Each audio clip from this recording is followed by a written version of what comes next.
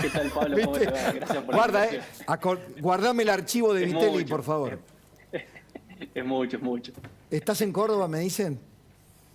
Así es, efectivamente. Sí, Bueno, a soy de ver, aquí. también te seguí por Twitter hoy, Salvador.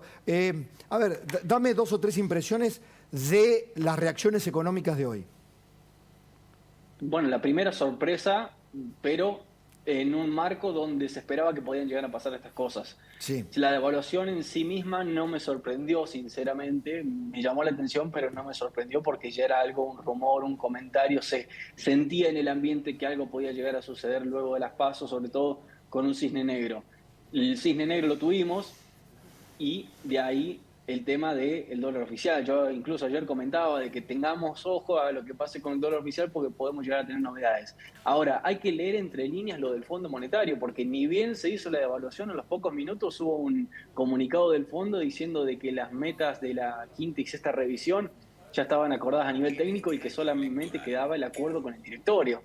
O sea, es evidente el alineamiento del fondo en cuanto a la devaluación y que en definitiva terminan apostando a este plan llegar que cada vez es más aguantar que nunca, donde esta devaluación sin un plan, sin metas, probablemente te vaya a pegar inflación con 2 puntos arriba, 2 dígitos arriba en agosto, seguramente. Y algo que no hablamos recién con Julián Josovich, pero este aumento de una tasa de referencia del 119, pero con un costo financiero total a 209, llega. 209% es la tasa efectiva anual, Pablo. Es terriblemente recesivo.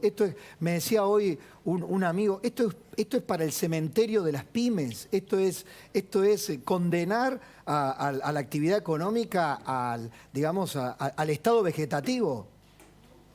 Sí, sin dudas. A ver, en el segundo semestre ahora te empieza a mezclar en un cóctel de sequía, tasas que estrangulan al sector privado y que además ahora le sumas una devaluación sin plan donde eso automáticamente se te pasa a precios. Entonces estás en un fenómeno donde estos 2 meses que quedan van a ser de extrema volatilidad. La suba de tasas no creo que vaya a compensar lo que vaya a suceder con el dólar, porque en definitiva con el dólar está tan lanzado no hay tasa que aguante, Eso, no hay tasa que sea valedera, muy porque bien. cuando el dólar se dispara nadie piensa en el plazo fijo.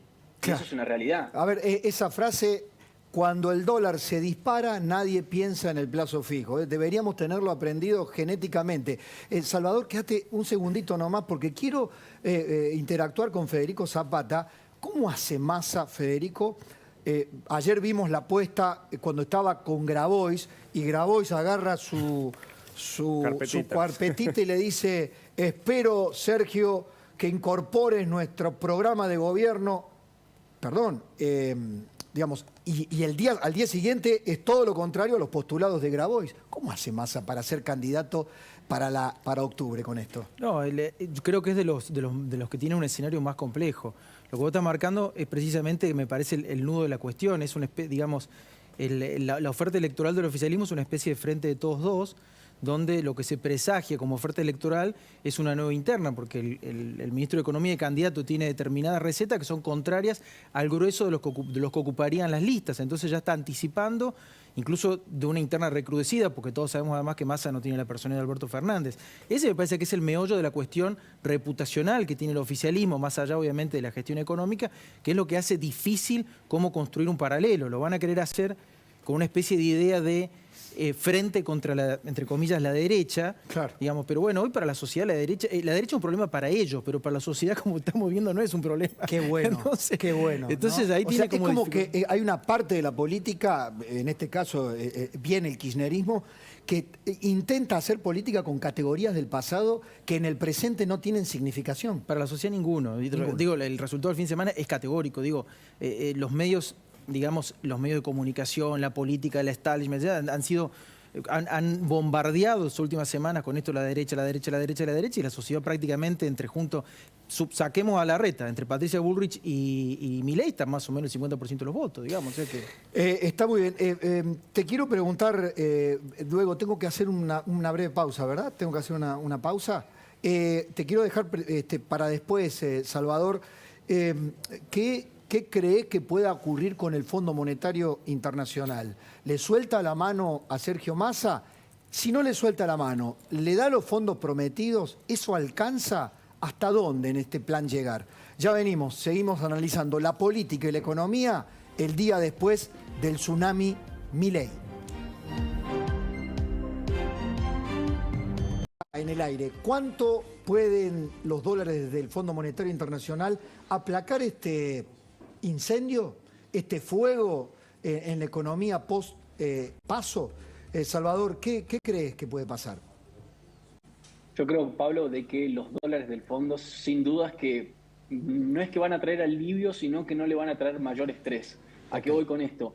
De que en definitiva lo del fondo termina siendo, llamémosle, un mal necesario que sí o sí esta gestión va a tener que tener ese desembolso para no llegar a consecuencias peores. Es decir, de no tener un estallido en la calle, un estallido social, porque en definitiva las consecuencias que puede llegar a haber por caminar fuera de la delgada línea que tenemos hasta diciembre puede llegar a provocar una espiralización inflacionaria, aumento de precios y demás, donde una falta de ese desembolso puede provocar aún males superiores a los que estamos actualmente. Entonces, sin dudas que al fondo tampoco le conviene una situación de estrés de calle en Argentina, por ende parecería que los objetivos están semi-alineados, pero Javier Milei viene a poner en duda esto, porque en definitiva cambió completamente el esquema político y una suerte de acefalía político-económica por parte de Massa, ya que quedó relegado en términos de conducción política para este país, o por lo menos que la Argentina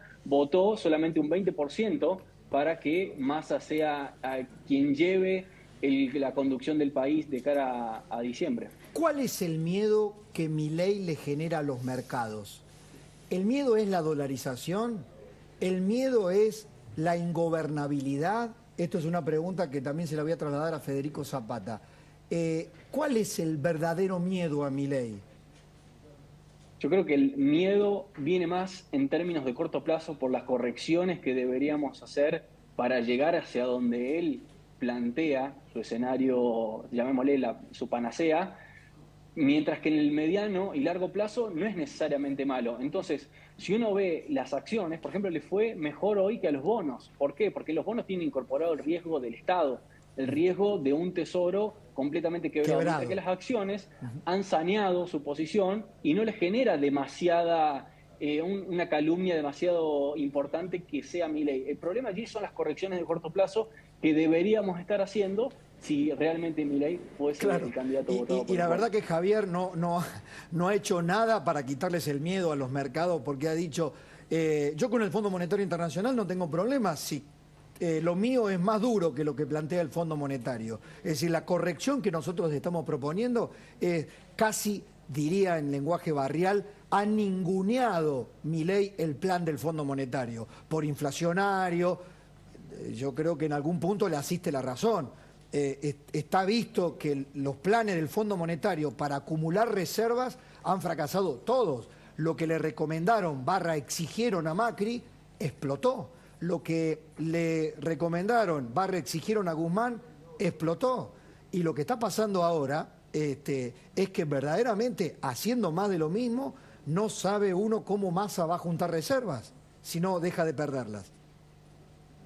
Bueno, allí es el principal problema y donde esta suerte de evaluación queda como un alivio, una esperanza de acumular reservas. Hoy el Banco Central compró 220 millones. A criterio personal me suena un monto relativamente poco, teniendo en cuenta el problema en el que se está metiendo. La devaluación en sí misma como única solución es nula y te genera mucho más problemas que las soluciones que te da. Bien. Entonces, esta compra es muy pequeña para mí en términos nominales. Bien. Salvador, gracias. Un abrazo grande.